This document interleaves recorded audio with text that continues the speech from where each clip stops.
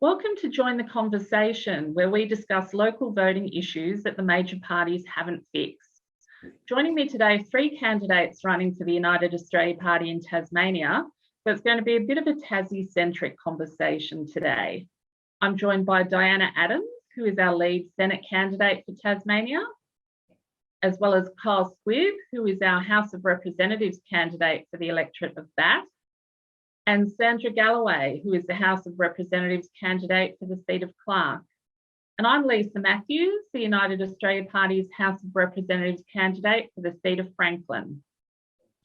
Today, we're going to talk about why our candidates put themselves forward to run in this election, as well as some Tasmanian-specific issues facing the electorate more broadly. And we're also going to take a look at some key things coming out of last night's federal budget, just to keep things nice and topical. Okay, so let's kick off. I'm going to ask each of our candidates to talk briefly about their background and how it relates to putting themselves forward as a candidate. So Carl, we'll start with you. Tell us a little bit about your background. I grew up in Tassie on a generational family orchard. I was supposed to be a 4th generation apple grower, but I sort of decided, growing apples wasn't exactly what I wanted to do straight out of college when I was 18. I might go back later in life, but I started as a firefighter with the Parks and Wildlife Service straight out of college, and haven't looked back really with a good rewarding career in that sort of sector. I've also worked for Biosecurity Tasmania. I got seconded across from Parks when fruit fly was detected in Tassie in 2018 and played a key role in eradicating fruit fly from the state. I've worked as TasWater's Senior Emergency Management Advisor, and currently at the moment I work for the Tasmania Fire Service in their bushfire risk unit, undertaking planned burns and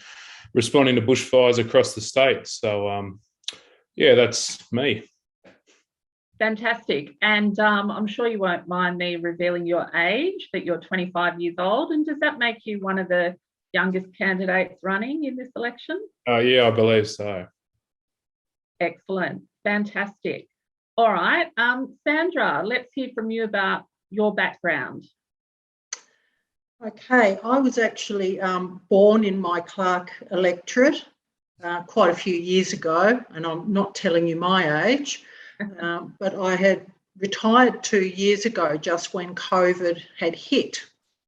So I've had a background of sales repping mostly for many years, and in the pharmaceutical industry as well. So I sort of know a little bit of what goes on there. I've also worked in the Salvation Army Employment Plus, which I absolutely loved, and that was really helping people in our community find work, which, so rewarding to see people's lives change when given opportunities. So then I joined the Australian Public Service, where I stayed for another 17 years, and I retired from the tax office. I've worked in Child Support Agency and also the Department of Health and Ageing as well. I've got 3 grown children, adult children, 4 grandsons and a granddaughter. Fantastic. So you are obviously really bringing that local knowledge and flavour about your community into you as a candidate, which is amazing. Thank you. And Diana, let's hear a little bit about your background. I have a Bachelor of Arts with a major in psychology. I've worked in aged care as a carer and assisting elderly clients in their homes. I've worked as a personal assistant for an accountant and a solicitor. And I've worked in childcare in partnership with my son. We ran a family daycare. I currently work casual on the checkout at Coles because, look, I'm a real people's person. I love interactions with people. I love chatting to people.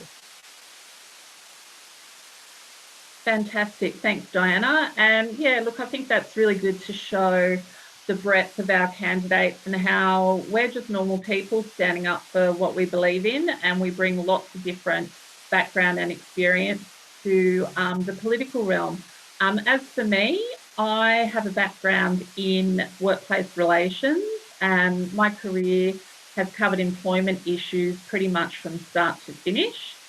I worked in the mining industry for around 10 years as a senior workplace policy advisor, which is how Clive Palmer first came on my radar. I represented resource industry employers at a national level, also at an international level in the Asia Pacific, and at a local and regional level. So I have a lot of knowledge about how businesses run and what businesses need to stay sustainable and profitable. I was also an editor and journalist for Thomson Reuters for 10 years, running their daily news service on workplace relations, news and analysis. So that was great in giving me a really good grounding in how to communicate, and also just how to ask the right questions to get to the truth of an issue. I've also worked in education, and I've run programs in high schools that are aimed at equipping high school students to prepare for the world of work and connect them with industry mentors. So that's a little bit about me. Following on from that first question about everyone's background, I'd now like to hear from everyone about why they stepped up and nominated to be a candidate for the United Australia Party, and why they wanted to be part of this year's election to help change the political landscape. Diana, we'll start with you this time. Why did you put yourself forward?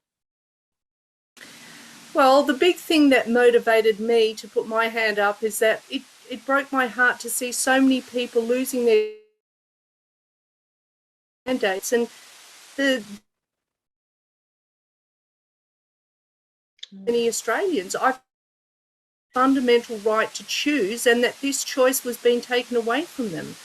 I also felt that censorship was becoming a real problem and taking away people's right to informed consent and informed choice. Excellent, thank you. And I think that's probably true of all of us in one way or another. Sandra, what motivated you to put your hand up? I put my hand up because my son and daughter live in Melbourne, and as we know, Melbourne suffered dreadfully under these lockdowns and everything. Even while, you know, I was living at home here in Tasmania, virtually not really bothered by COVID, you know, the odd mask wearing occasionally and a little bit of a lockdown. But I know how my family suffered living in Melbourne. And my son, being a lawyer, was looking at all the legislative changes that were being changed to go down this path of dictatorship and tyranny, that it was just unbelievable, that I couldn't believe this is how Australia is now going. So I turned off the TV and started watching social media and listening to the real news.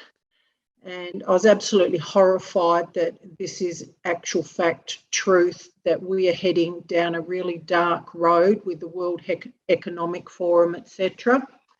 So one day I heard Craig Kelly, our leader, talk about ivermectin, a treatment that could actually save COVID patients if treated early. And I watched as our government ridiculed him, defamed him and deplatformed him.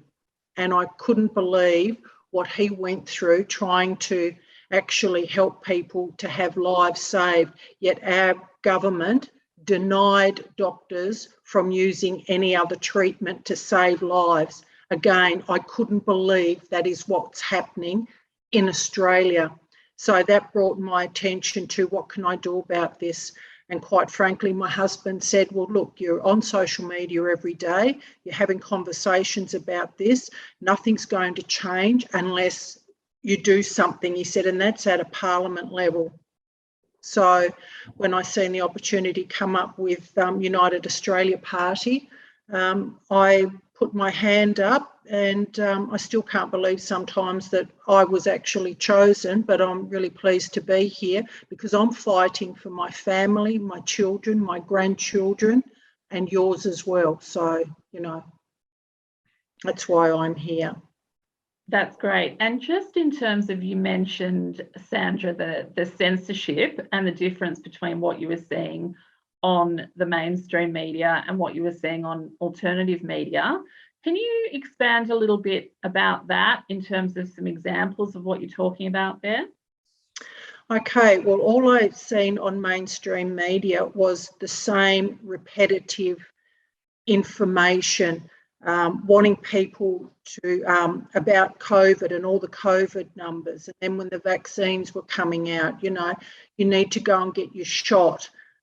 Just so much repetitive, but there was no truth there about what the vaccines are actually doing and what they are causing in people. And anybody trying to speak out is called, you know, is basically targeted as an anti-vaxxer or spreading misinformation, which simply isn't true. So there was just no correlation between what the TV says and what actual social media says. When I've watched rallies being held where people are trying to have their say to stop this, the media would say, oh, there's a few hundred people there. Yet, you know, I would watch Rebel News or Real Rushkin and I would find the places, you know, thousands upon thousands of, you know, good people.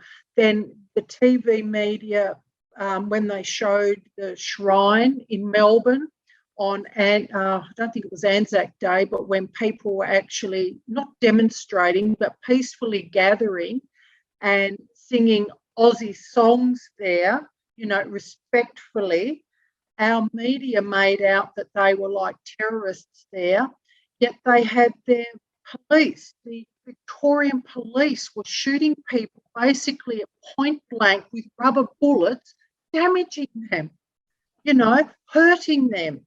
So I just cannot trust anymore what I'm seeing on the media.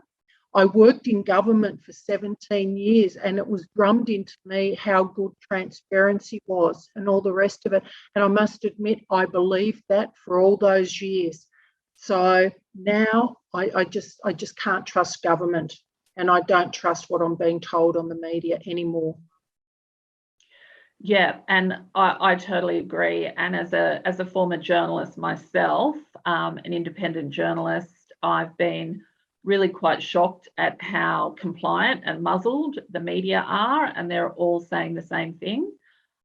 You mentioned about the term anti-vaxxer and how people are called an anti-vaxxer if they have any questions about vaccines. They might have taken all the other vaccines, but they have some questions about the COVID ones because there hasn't been a lot of long-term research or no long-term research.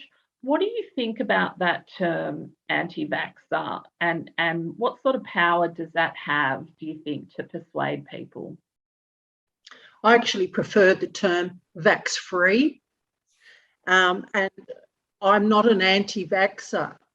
I'm an anti-experiment, and I've just recently listened to an Australian lawyer, Julian Gillespie.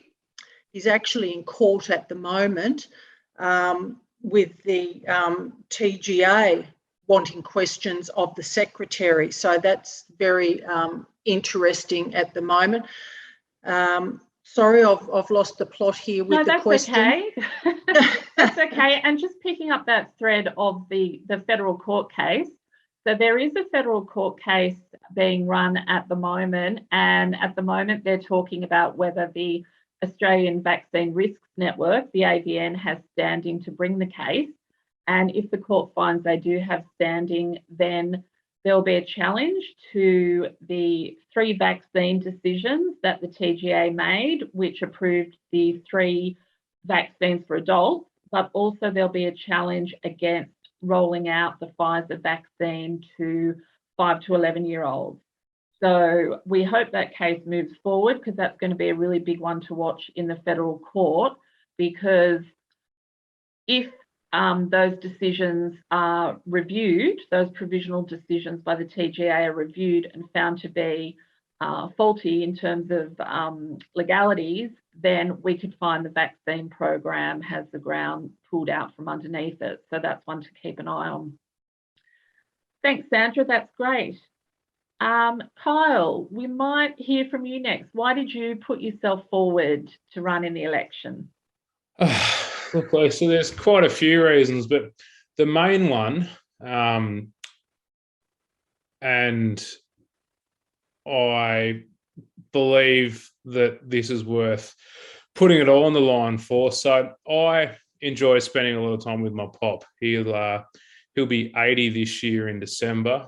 And I love having conversations with him about his life and all the things he's done. He was born at the end of the Second World War, and he's lived through a lot of Australia's greatest years and a few bad ones as well. But I love hearing stories that he tells me about Australia when he was in his 20s and 30s, and about all the stuff that people got up to and all the good old days. And that sort of makes me think about the stories that I want to be able to tell my grandkids in the years to come. And just with a few of the things that are going on in the country at the moment, a big one is now our debt has gone from $0 in 2008 to over $1 trillion as a country, that's $1,000 billion or $1 million. It's an absurd figure. And I just think that's hanging over my head for the rest of my life, and probably my kids and my grandkids.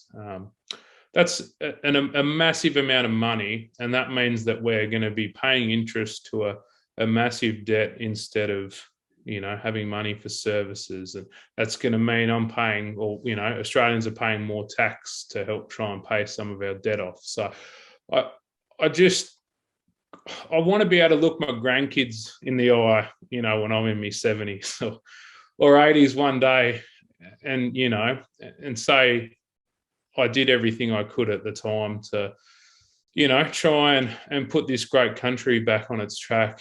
There's a lot of opportunity and prosperity in Australia, and we have a really good country, but I always think it could be better, and I think there's a lot of things we could be doing better. So yeah, look, that's the guts of why I decided to put my hand up. I want to be able to stand back and say that, I stood up for what I believed in and did everything I could to make this country as beautiful as it could be. Yeah, well said. And you're 25, so when COVID started, you would have been 23. When I think back to when I was 23 to 25, those were my prime partying years, where I was making some very questionable decisions, but learning about the world and starting to form those relationships with the world around us. And what effect do you think 2 years of essentially restricted movement in terms of not being able to go out to bars or clubs locally for a time? I know Tasmania didn't have the acute lockdowns that we saw in Victoria and New South Wales, but also just not being able to get on a plane and visit family. I've got family in Sydney, for instance, and haven't been able to see them in quite a few years, including my mum, who's in a nursing home. What do you think will be the impact on young people coming out the other end of this, if we can assume we're coming out the other end of it, which we'll talk about later is not necessarily the case? But what are your thoughts? Well, I've had a lot of conversations with businesses in my electorate, but I've also got a lot of family members with small businesses and friends. Okay, there's been a couple of people I know whose businesses have thrived throughout COVID, but I know 10 times more that have been impacted or have had to, shut down. I was just in a little shop the other day, a little boutique flower shop, and when we opened our borders down here on the 15th of December, they'd gone from a bumper turnover to it basically halving And that had continued on for the months until that lifted the mask mandates down here, just because people weren't getting out and about and spending money at small businesses. And even now that those mask mandates are lifted, people currently don't have the spare cash to flow around with the price of fuel at the moment, and also the massive increases in, you know, typical supermarket trips. We all have seen how quickly some everyday items have gone up. I know, for example, I like Lynx deodorant, and I've always sort of used that. And it used to be $3.50, and then maybe it was $4. It had popped up to $4.50 there at one stage before COVID, and now it's like $7.50 for a can. So it's definitely gone up more than, and that's just one example. But I really think we've sort of, there's a lot of people in their 20s and early 30s trying to find their way in the world or find their place. And we have a lot of great opportunities here. And I think at the start of the pandemic, a lot of people's opportunities were pushed back, or, they lost their business, or, lost a big amount of hours, which had meant they'd lost their house, or, couldn't afford the repayments or what have you. So I think there'll always be a lingering economic, slide that we'll never be able to, we'll be able to recover from it. But, we've definitely dropped, on the path up, we've dropped back down again. Yeah, definitely. And that's some really great points you've made about small businesses. And Diana, Sandra and I went out to speak to some businesses the other day in North Hobart, and business was very, very poor and very slow. And what we're putting it down to is a combination of, I think there still is a bit of fear around COVID, as you said, and around going out and being amongst people, but there's also less disposable income. So where you might have gone out for breakfast or brunch or coffee, you're now staying at home and just having that at home. So I think the flow-on effects to business are pretty serious. And that's one thing that the United Australia Party wants to see get back on track, with no constraints on business and fewer regulations, and just empowering businesses to get on with running their business and being successful. Yeah. So, you've mentioned an important point there too, Lisa. I don't think people really understand how important cafes and hospitality is to Australia and to business and to our economy. You've only got to look at the massive number of people that are employed in the hospitality industry. And these aren't just adults. These are also giving, your 14 to 18, 19-year-olds their first job and experience and opportunity, so they can then, build on that and then go into their next thing if that's what they do want to do. So we've also lost that opportunity. And although unemployment rate is at an all-time low at the moment, people aren't being able to work as many hours as they'd like to. And people also, which is one reason why unemployment's so low. Lots of people have two jobs to manage that. And the other thing is the cost of living and everyday expenses is not kept up with the wage growth. So, I really do think we need to do something about it as soon as we can. Yeah, definitely. And it just brings to mind another issue that I know shopkeepers, and particularly in retail and hospitality, and even in supermarkets, staff shortages. Now that could be for a variety of different reasons, but I know there's a lot of positive COVID cases out there in the community, many of them probably asymptomatic and not terribly serious, but a lot of people are actually staying home and quarantining after getting a positive COVID test, which again is impacting on employers' ability to staff their businesses, which in turn in hospitality means you have to wind back your hours because you can't get people to work shifts. So it's all very cyclical, and it all has flow-on effects. But the main thing is that we need to try and dig ourselves out of these holes in a variety of different ways. Yeah, we do. The economic stimulus, such as, JobKeeper and JobSeeker, that was ramped up through the pandemic, and even the subsidies and stuff that's about now, that can't continue on forever. We already have $1 trillion of debt. There's not a, that isn't something that's sustainable long term. So we really need to be able to truly live with COVID, and move to that, rather than this haphazard approach we've got at the moment, which is, still impacting thousands. No, you make good points, Lisa. Absolutely. Thank you. And in terms of why I put myself forward, I really felt like I had no other choice. I didn't feel brave or empowered. On the contrary, I felt desperately in need to make connections and build a community of support around myself, but more importantly, provide that for other people. Like many of those that are listening or watching this, I could see where things are heading. I, like Sandra, watched a lot of alternative media, and I know that not everyone did. When I was working for a not-for-profit during COVID, running a team that delivered programs via Zoom to high school students to get them more ready for the world of work. So I had a bird's eye view into how students were feeling across the country.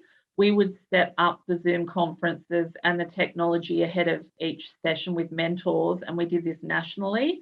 Particularly in Victoria, I could see the depression on the students' faces when we went in to set up their technology. And our programs were actually a really important lifeline for students during that time, but I could see it was palpable, and particularly in Victoria I noticed it, but I noticed it all around the country, particularly where students had to wear masks and were working from home for months and months and months, and they were having no social contact. They didn't know what was going on. They knew it wasn't good. They knew they felt disempowered. They didn't have a chance to socialise with anyone other than their family. A lot of the students we worked with were from lower socioeconomic and regional and remote areas. They didn't even necessarily have their own computer. So to even log into a Zoom hookup, they would have to use the family computer and be in the family room. So we take a lot of things for granted, I think, in terms of the technology that people have around Australia and how easy it is to cope with lockdowns at home. A lot of people were able to work from home and just Zoom in for meetings, but it was really, really tough on a lot of people, particularly young people. So that was what I was noticing. And what really struck me was that I seemed to be the only one noticing the impact on children during this time. Everyone else seemed to think that the ends justified the means, whereas I was thinking, look at the devastation. So that was my first sense that I might be seeing things a little bit differently to some of my colleagues. And again, that was a little bit isolating for me because I felt like I couldn't really express what I was seeing and feeling because others had very different views that were in part driven by the mainstream media bombardment. In terms of community building, so at one of our recent meetups, we had one of our members come along who is from a communist country, lovely young guy, lives in Australia now and has for many years, but he immediately saw what was happening in Australia and started to panic. But like many others and like myself, he felt like he was really alone.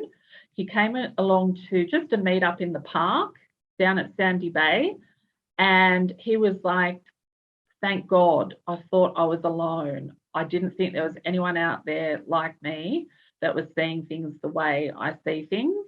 He immediately struck up a conversation with another couple there that were our members, and they were saying that they did lawn mowing for people in their neighbourhood, elderly people and others in their neighbourhood to help them out.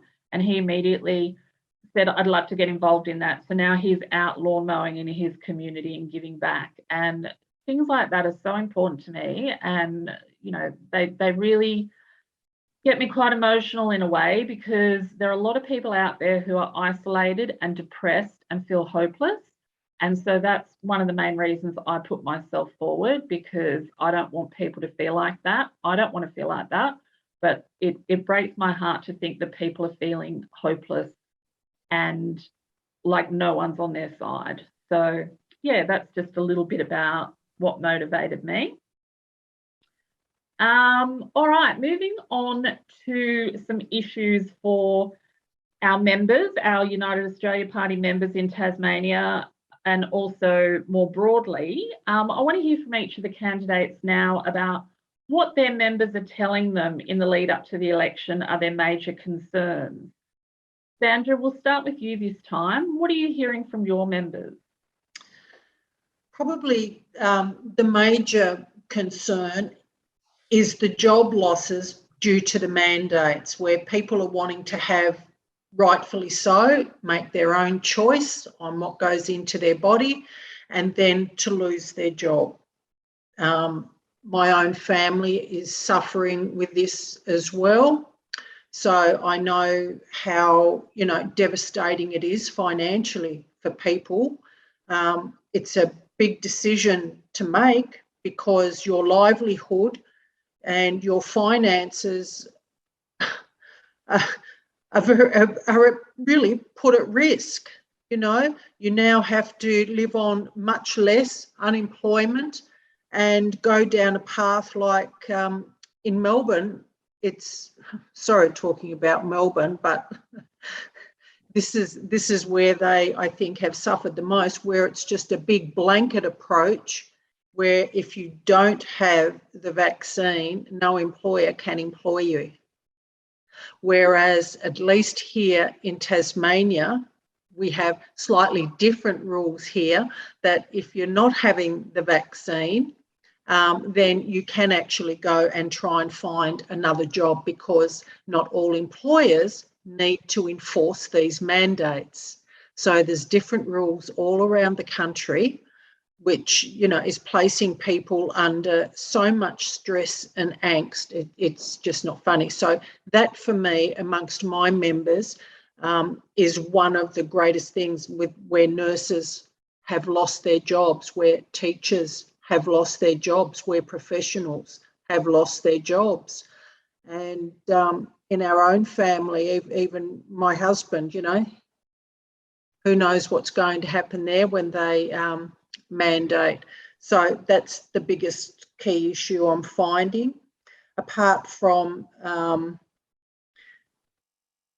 the hospital staff shortages. With having Calvary Hospital now, our private hospital, closed from, is it 5 o'clock on Friday to about 7 a.m. on Monday morning. So what that means is it puts a whole lot of stress and angst on the public system, which, if anybody has had the opportunity to need emergency care at the Royal Hobart Hospital, where you sit and wait for hours on end, now that's going to be made even worse, because our Calvary Hospital, who also had an emergency department, now can't cope. And what's caused this? They're calling it, lack of jobs. No, people are there. Put the people back on who you've let go due to mandates. That's all we have to do to fix this, which brings me to another issue, where they're saying that the unemployment rate is very low. I don't believe the numbers that they're quoting, because these dear people these professionals who have lost their jobs, a lot of them probably won't even qualify for unemployment. They're unemployed and they're living off their savings the best they can. They won't qualify. So where are the thousands who have lost their jobs? Who's got their back? They're suffering alone. So that's the two main areas. It's really terrible. Thanks, Sandra. Yeah, and obviously hospitals closing their emergency rooms is a signal, isn't it? It's a signal that we're not moving in the right direction. I personally would like to see people not have to go to the hospital ever, or only when they break their leg or something like that. And I would like to see that we didn't even need hospitals, but obviously we do. And it's a signal that things could get worse from here. And I think that's something that everyone should be paying attention to. And we obviously do have some policies that will help in that area. And I know the other freedom parties are working on that as well. So hopefully we'll see some solutions coming forward soon. Kyle, what are your members telling you? Cost of living, especially in the last 6 weeks, has just been like, and compare that with people have lost hours. I've spoken with people who, as we spoke just earlier, I've had to cut hours back or they've had to close altogether because the person that runs the business is at home, so they've lost a week's wages because they haven't been able to work, and they're still expected to pay, an extra 30% more for a steak or, whatever they're buying. Cost of living, and we're not going to talk about fuel.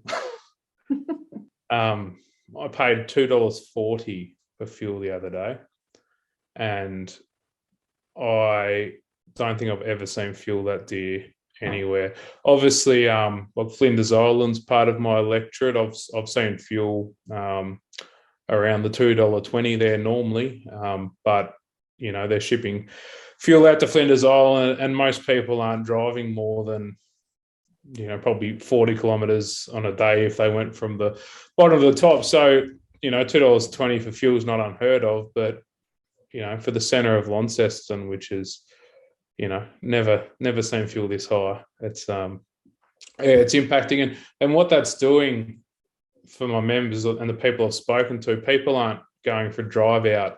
People aren't going from out from Lonnie to Bridport for the day, or to go play golf at Barnbougle, or they're not going down to they're not traveling around, and because they're not traveling around, they're not going to the cafes and grabbing some lunch on the way because their money, they're not traveling to those little towns in the first place that rely on tourism so much.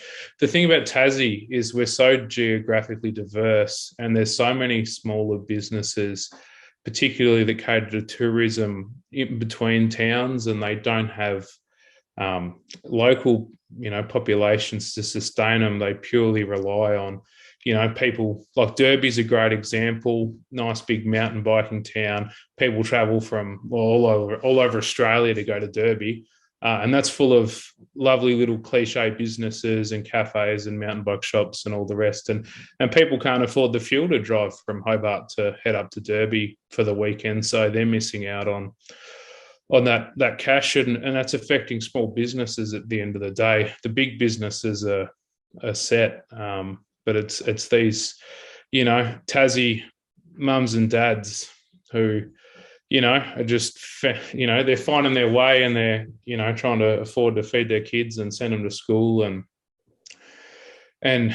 try and live the Australian dream, and they're just being impacted so much by the cost of living.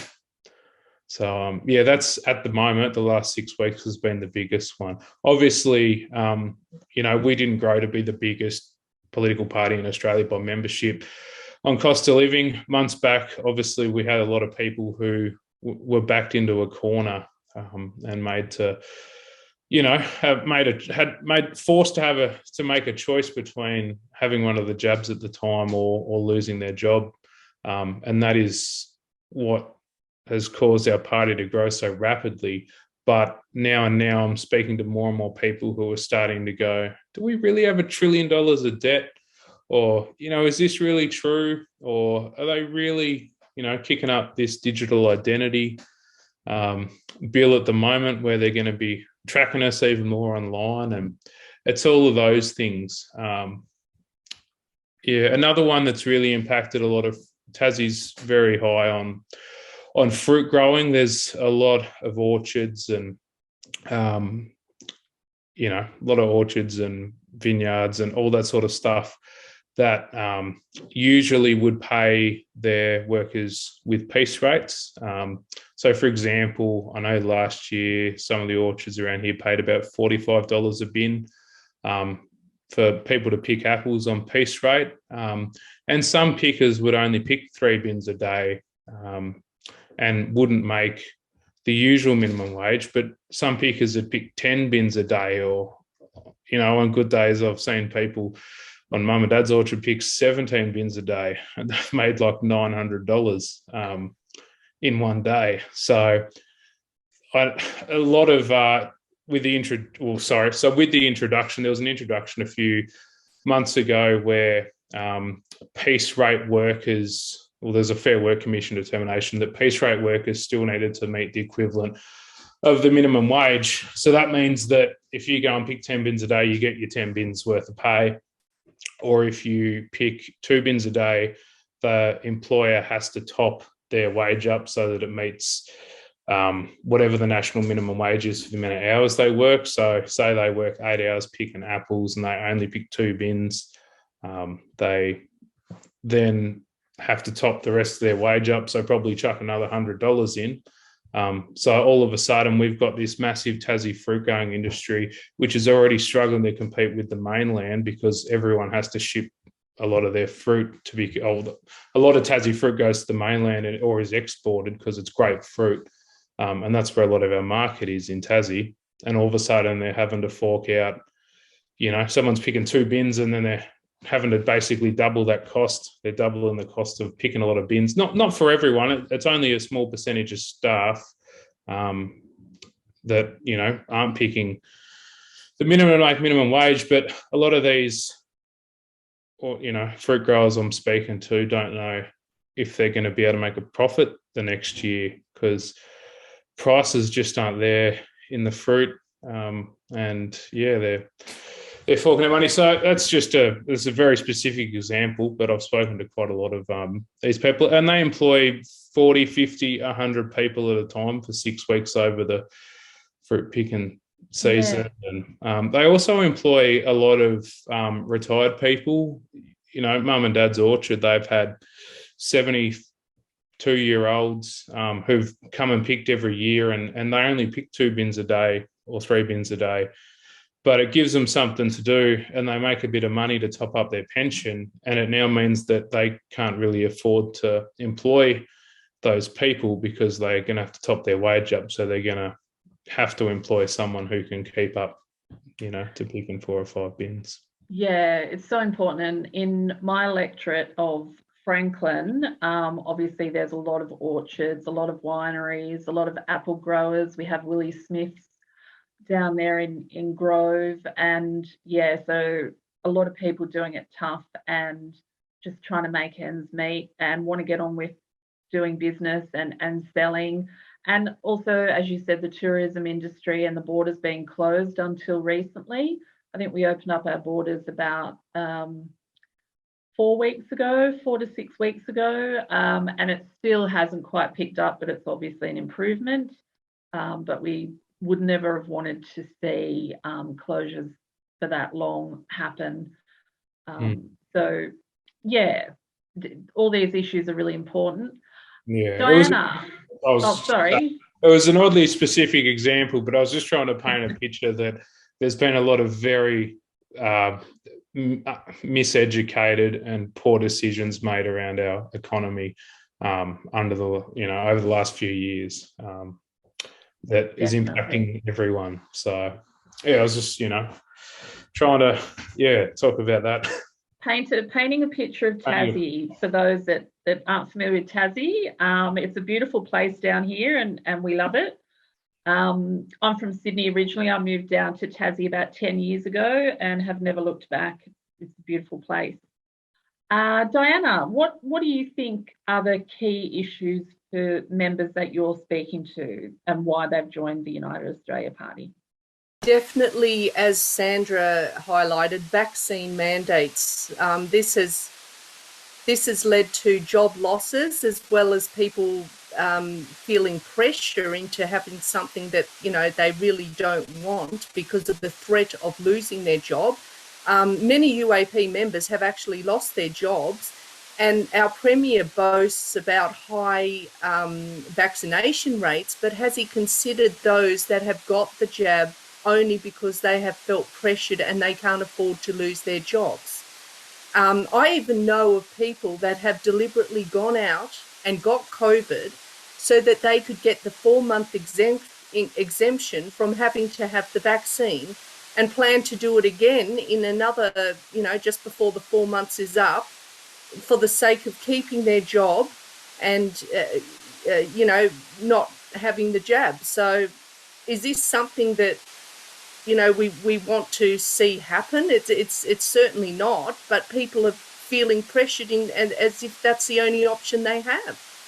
And another big issue is individuals not being able to access services, especially medical services, due to their vaccine status. My son has been affected with that, and I know of so many UAP members that can't, you know, attend certain specialists, medical centres to see specialists because of their vaccine status, which is purely discrimination.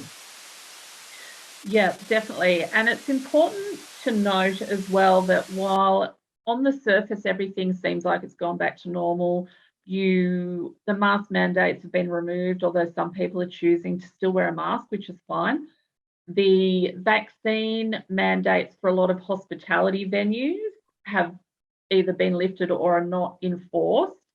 But it's really important to know that the employment vaccine mandates are surging ahead. A lot of this is happening on a state level, admittedly. So a lot of the members that I talk to have recently lost jobs from the University of Tasmania, the Department of Health, Department of Communities, and the Department of Education. I used to work in the Department of Education myself and left around the time that I was endorsed as a UAP candidate. But a lot of people have lost very senior roles. These are not troublemaking employees that you would want to dismiss. These are people with 30 years standing that have never had a blemish on their employment record, and all of a sudden, particularly in some of these government departments, they're terminated for gross misconduct because they've decided not to participate in the vaccine program at this stage. Some of them were quite happy to wait and see what happened. In particular, one of the most egregious mandates, as far as I'm concerned, is that for pregnant women.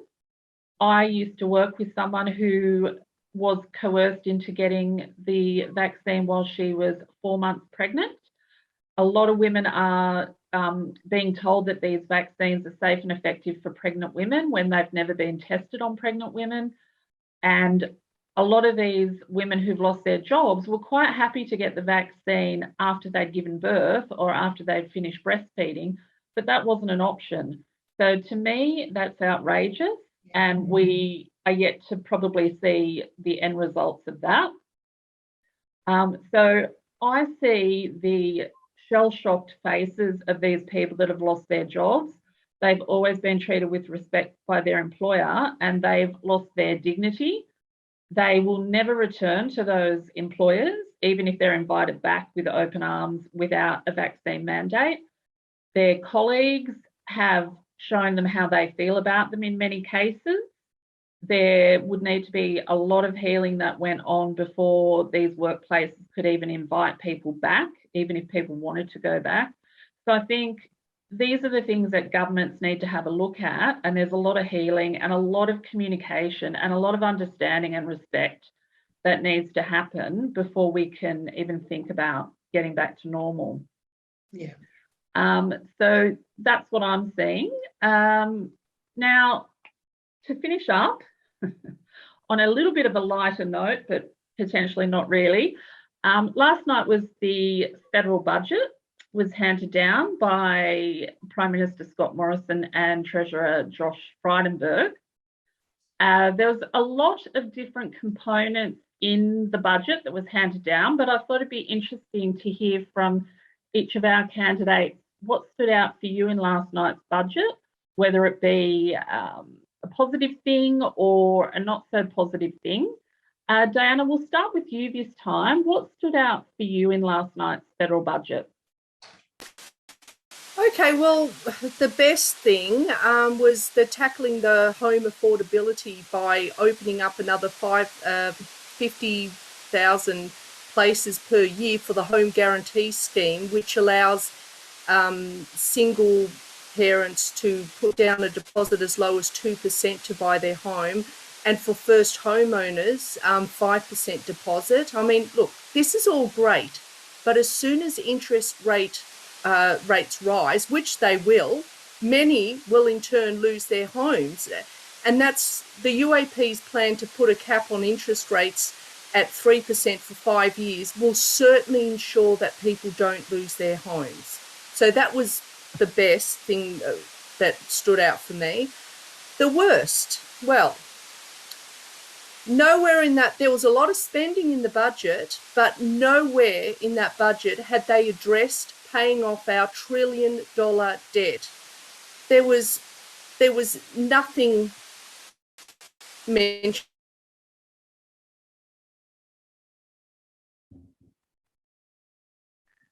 Diana just glitching a little bit there. Brilliant. Oh. Sorry, we didn't catch the last bit you said there, Diana. Oh, that bit. Might move on to you, Sandra. What did you think of last night's budget? Well, the first thing that came to my mind when I was listening was it was very clear that Frydenberg said temporary. So even, and I'm not sure how far temporary is going to expand upon everything, because I think they tried to wrap it up as a nice gift of giving people lots of things that might help people for the immediate future, for the next couple of months maybe. But what happens after that? Because it is only temporary. And even with the fuel excise, what happens in 6 months? You know, there is really nothing for the future that I've seen. The best thing that I heard him say was about the new drugs on the PBS that is going to help a lot of people. That was a real plus, because for people needing medical treatment who haven't got the $1,000 a month to save their life, I think is a big winner. So that for me, out of everything else, was the winner. And apart from that, there's really nothing there. And yes, to have low interest rates to help couples and singles to get their first home, that's still a lot of money they've got to come up with in our climate of rising costs. You know, well, we know how Tasmanian housing costs have risen so much. I still don't understand how a single person is going to be able to take that up. And if they do take it up, then of course we're going to see interest rates rise, and unfortunately people kicked out of their homes. But of course we know UAP's got something up their sleeve there that's going to help people. So that's probably about all I've got to say there. There was really nothing there for me, put it that way. Thanks, Sandra. And Diana, we might pop back to you, given that you were glitching a little bit before. Sure. So the worst thing about the budget, well, they didn't address our paying off our $1 trillion debt. There was nowhere in that budget where they even remotely said that they were going to pay off this debt. There was a lot of spending. And look at it this way, the UAP, on the other hand, have a plan to pay it off in the next 15 years, which is absolutely brilliant. And this is not taxing everyday Australians, and details of which will be revealed on the 7th of April. Yeah, that's right. We've got some big policy announcements coming from Clive Palmer, the chairman of the United Australia Party, on the 7th of April in his National Press Club address. So watch out for that, because there are some game-changing policies that are going to be announced there. We are not just concerned with mandates, although that is a big part of what we consider will help society and the economy in the long run. These other policies are going to really, really help Australia get back on its feet in the quickest possible time and help out the average Australian and help out business owners. So watch out for that. Kyle, what do you think are the key things about last night's budget that stood out to you? Well, look, I did think that the 50% reduction in the fuel excise tax was a step in the right direction, that 22.1 cents. In my opinion, I thought that was a lot better than their plan to cut the tax on beer at the hotels. I didn't think that was a great way to support a lot of people who had been struggling through COVID and tough times. Obviously, I like a beer as much as everyone else does, and it would have helped a lot of owners of local taverns and hotels, which are good community venues. But I did think there were some better tax cuts, and I did think a fuel excise one would have been. So I did see that as a good thing. One thing that concerned me about that was it doesn't seem like there's a lot of clear accountability or measures put in place around actually making sure that passes on to everyday Australians at the pump. Obviously, they're saying it's going to be implemented over the next it'll take 2 weeks to see the prices come down. But all it's going to take is another 20-cent rise in fuel from an increase in oil or whatever to see that basically null and void anyway. So, look, I would have liked to have seen maybe that, as well as some short-term regulation of fuel prices, just to make sure there's no price gouging going on, and that people aren't taking advantage of this to get a few extra cents out of everyday Australians at the pump, because our economy relies on transportation for everything that you buy at the shop. Everything that you get comes from somewhere, and it needs to get to you. So yeah, that was a big one. But one thing that I thought was interesting that stood out to me was defence last night. So they've committed, and I won't get this wrong. So they've announced a $38 billion plan to grow the defence force to 80,000 people, but it won't be fully implemented until 2040. And interestingly, we're also not getting our submarines for quite a number of years. So I'm not sure what they think might happen to the country in 2040. But I think the current climate that the world's in at the moment, and with everything we've been seeing going on with Russia and Ukraine, that now's as good a time as any to be looking at strengthening our defence force. And I think one way we could do that is by getting hold of submarines now instead of in 20 years' time. There's certainly plans and ways that we could get some operating within the next 12 months if we needed to, rather than pushing these things out and waiting for it. And my problem with these big long-term promises where they commit to doing something by 2040 or 2050 is they're in a 3-year term.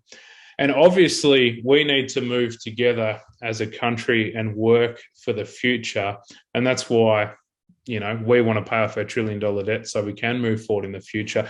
And it's good that they're aiming for these things, but there's no accountability around plucking these, 2040, 2050 figures out and around. So, look, the budget was good. There's a lot of short-term bonuses in there for people in the next few months. But it's that long-term sustainability. Once the fuel excise tax goes back up and, the low and middle income tax offset, so that finishes up and the other bonuses and stuff that they're giving around them, what's next? What happens 6-12 months down the track, especially with, it looks like interest rates are going to rise back up just like they have in America and a lot of other countries.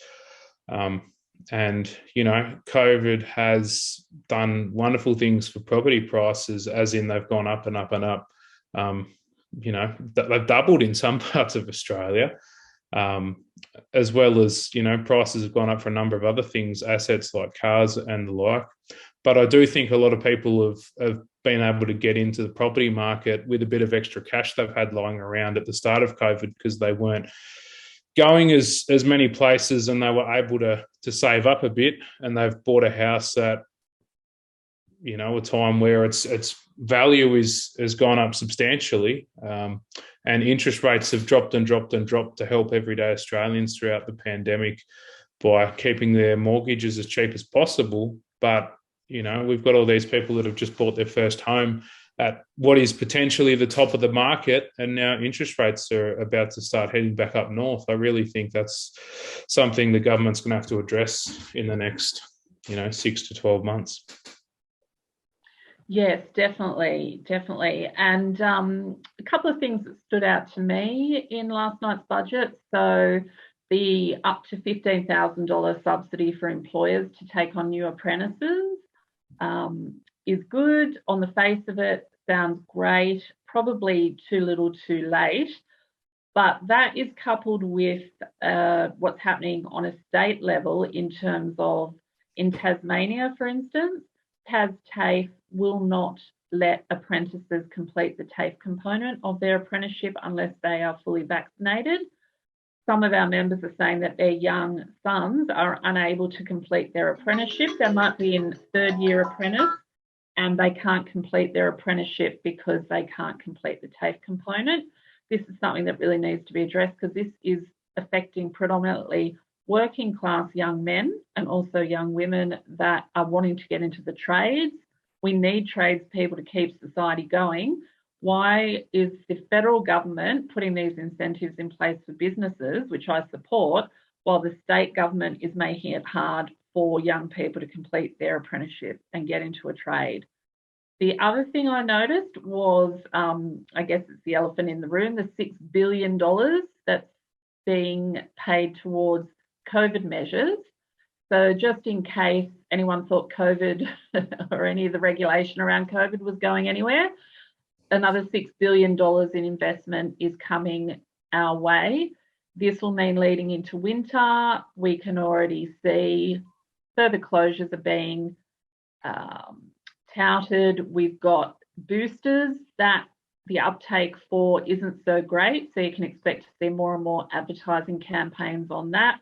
I've seen quite a few TV ads already popping up. So the pressure is going to be on to disseminate those vaccines out into the community, even amongst those that would choose not to have it. I spoke to a young lady today where I get my eyebrows done, and she was saying that she had her first vaccine and got alopecia as a result, which is an autoimmune disease. And she's decided not to take any further vaccines, which is entirely within her right not to do that. And to me, if we're going to still see lockdowns, mask mandates, social distancing, which they're already saying as part of the budget last night are on the cards because of the spread of Omicron, I think we really need to look even more seriously at a change of government at this election in May. That's it from me. So on that note, I just wanted to thank all of our panellists for today for taking the time to speak to us. So thanks to Kyle Squibb, Sandra Galloway and Diana Adams.